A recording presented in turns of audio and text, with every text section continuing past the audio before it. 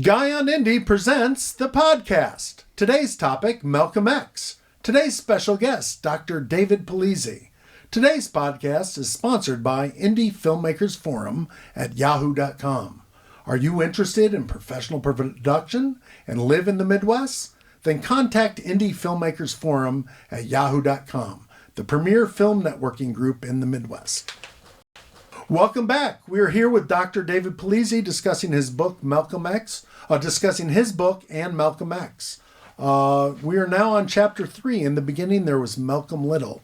Could you share with us a little bit about Malcolm X's life in Lansing, Michigan, when he was known as Malcolm Little? Sure, and nice to be back. Thank you. Malcolm is born into a Garveyite family.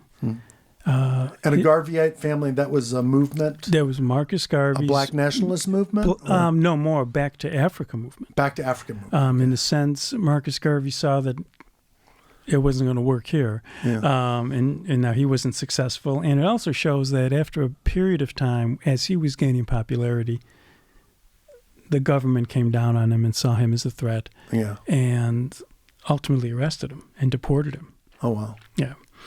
But so the Back to Africa movement was very much a way to address anti-black racism in the States. And so his mom and his dad was a preacher in that context. Mm-hmm. They had their own farm. He did odd jobs. So they raised chickens. They raised their food. So they were, I guess, I would say obviously still poor, but self-sufficient and constantly fighting against the various consequences, of racism. Mm-hmm. At points in the autobiography, and I think the Spike Lee film, if I'm remembering right, starts with this, where it's men on horseback, hooded men on horseback coming in and claiming that his dad is, quote, rallying up the good Negroes of Michigan, mm-hmm. and he needs to basically get in line, in part because... from an anti-black perspective, that would be seen as subversive, potentially causing, violence and resistance, and they would trying to prevent that. And Malcolm's mom is pregnant with him during those times, and so he's sort of born into that. And, he's having to deal with racism outside as his parents are trying to address it in the household. Over time, Malcolm's dad is killed. There's some question concerning that. Yeah. And his mom ultimately, in part due with trying to maintain a large family on her own, is ultimately hospitalized. Yeah. And the kids become wards of the court. Right. And so the idea of Malcolm Little to just Malcolm is significant relative to what I talk about in this context of the name of the father. The name of the father, the last name, kind of situates our history. You're Lowry, I'm Polizzi. Right. So there's a history there, right? Right. Something that you try to live up to, or that it's always contextualized to your own life. I mean, it could be live up to, get away from exactly. whatever it is. It gives context. Right. It gives to a what your life context is. to where you're from. And that's kind of the notion of thrownness we were talking about earlier. We're thrown into our families, right? And we're thrown into a pre-established set of social meanings, where it could be that, now we were all brothers, so there was no sisters, but in an Italian-American family, it wouldn't have been unusual to almost have different rules for the boys and the men and the girls, and it was probably the same for any number of other cultures, right? And so you're thrown into that. Yeah. You're thrown into a certain structure of meaning that doesn't have to be necessarily completely analogous with the larger society, but will certainly have larger reflections outside of the family, if extended family, community of friends, etc. But those meanings become quite important. It was, now Malcolm would say, it was essential to him, and he then loses that connection. But it does become important that part of his transformation, as a number of scholars have pointed out, had already begun by the time he's introduced to the Nation of Islam. That there's a lot of things that the Honorable Elijah Muhammad took from Marcus Garvey. Okay. These ideas were not new, and there was also a man named Noble Drew Ali, who also had and I'm blanking on the name right now, but it was also a group prior to the Nation. Yeah.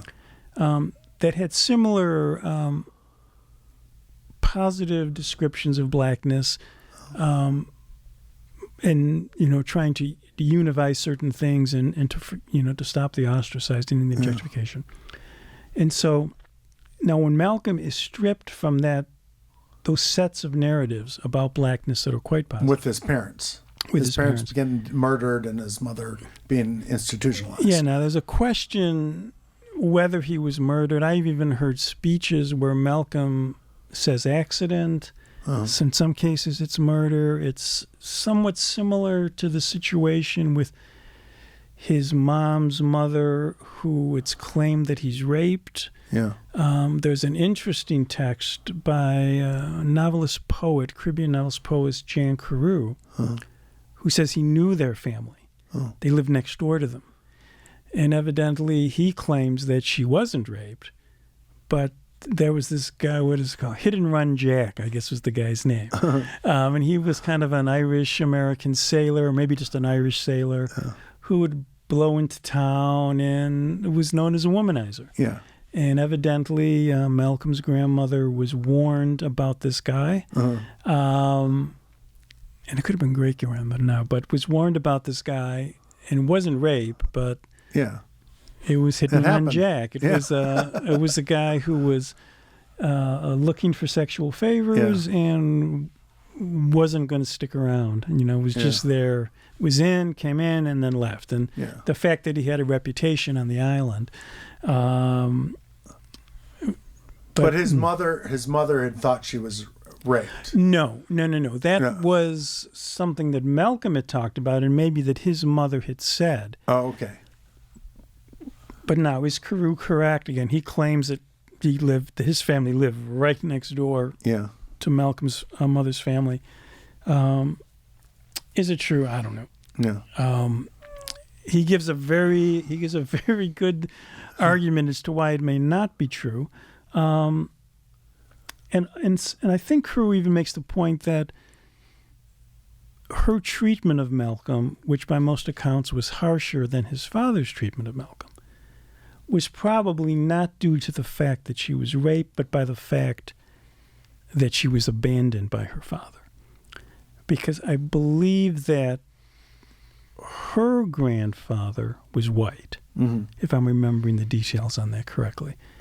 And that is equally as plausible, that if Malcolm reminded her of that, then it would be the abandonment and not a rape. But I understand there were some attitudes towards race that Malcolm received from his parents, he stated that he was a lighter-skinned black than his sisters, and his father sort of showed him preference, and his mother was lighter-skinned and was probably harsher towards him, or he had felt that she was harsher towards him, and that might have been reflective of his lighter skin color. Could you talk about that a little bit? If you look at black scholarship and black accounts of this notion of skin color, which is obviously also related to racism. Yeah.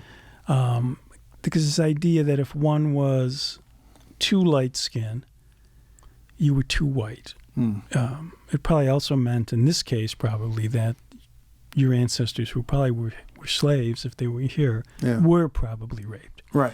But it was the idea that the lighter skin was more accepted than the darker skin. I know Spike Lee, and I'm not remembering the name of the film, but did a film specifically on this idea of skin color within the African-American community. Oh, yeah. That was, what was it, School Days, I believe?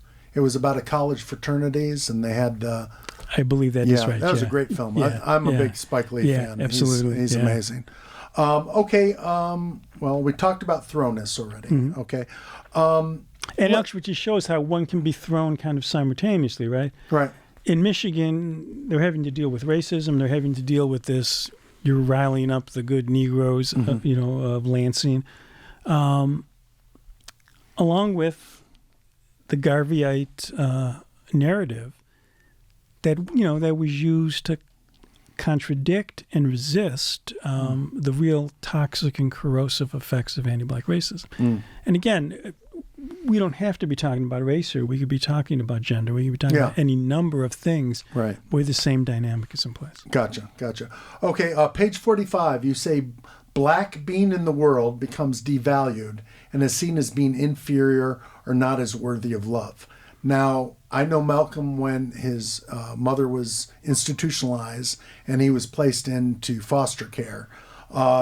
There is this disconnection with love where he seems like he's talked to like a pet, not like a person. Well, he says, I felt like a mascot. Like a mascot. That's He's what right. it was. Because I've heard the N-word so many times, I thought it was my name. Yeah. And so he's in this context where there's not much reinforcement of Black identity. Right. Like he had. Well, he's lost both his parents. Yeah, like he had with his parents. Yeah.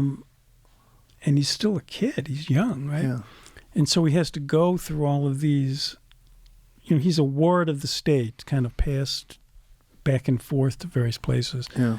None of which are terribly accommodating to Black identity. Right. Yeah.